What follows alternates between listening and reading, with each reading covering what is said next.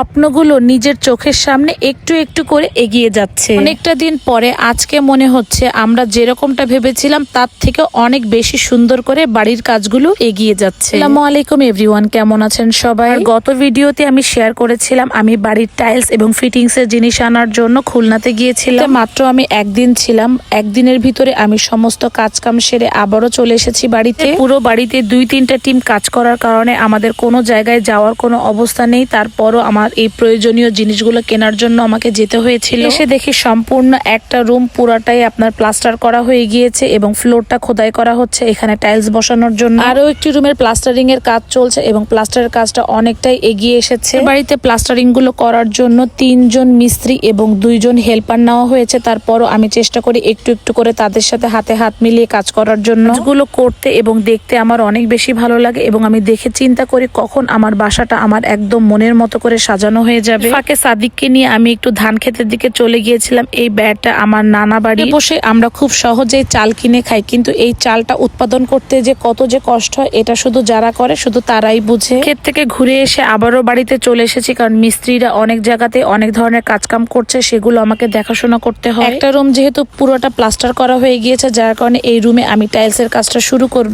বাড়ির গাছ ভর্তি ডাব থাকার কারণে আমরা লোকের অভাবে এখনো পেড়ে খেতে পারিনি। আজকে আমার এক দাদি আমাকে একটা ডাব দিয়েছে খেতে, ওটাই এখন আমি খাচ্ছি। এতে বসে আমি 5 বস্তা সিমেন্টের অর্ডার করে দিয়েছিলাম, সেটাই ডেলিভারি দেওয়ার জন্য এসেছে। বাড়ির কাজ করাতে এসে প্রতিনিয়ত বালি এবং সিমেন্ট লাগছে। সব সময় তো আর বাজারে যে আনা হয় না, তাদের ফোন নাম্বার আছে, অর্ডার করে দিলেই বাসাতে চলে আসে। একটা সাইড আমি ফাঁকা করে নিচ্ছি। এখন আমাদের ট্রাকে করে খুলনা থেকে সব মালামাল চলে আসবে। সব মালামালগুলো এই জায়গাতেই আমরা রাখবো। পছন্দের সব জিনিসগুলো এখন এই ট্রাকে করে চলে এসেছে, এগুলো আমরা স্টেপ বাই স্টেপ বাড়ির ভিতরে ঢুকিয়ে নিব। 2000 স্কোয়ার ফিটের বাড়ির ভিতরে 3টা রুম, একটা বারান্দা, 2টা বাথরুম, একটা রান্নাঘর, সব টাইলস গুলো আমরা খুলনা থেকেই আনিয়েছি। বাড়ির ঘরে ঢুকতে যে মেইন গেট সেটাও আমি খুলনা থেকেই পছন্দ করে এনেছি। এটা ওয়াশরুম এবং কিচেনের যত ধরনের ফিটিংস এর জিনিসপত্র আছে সেগুলোও আমি আনিয়েছি। ভিতরটা সাজানোর জন্য যত ধরনের জিনিস প্রয়োজন হয় সবকিছুই আমি খুলনা থেকে আনিয়ে নিয়েছি। এখন আমার আর কোনো টেনশন নেই। কাজে হাত দেওয়ার পরে আমাদের মাথায় অনেক বেশি টেনশন ছিল যে আমরা যে চিন্তা করে নেমেছিলাম তার থেকে অনেক বেশি খরচ হয়ে যাচ্ছে আমাদের।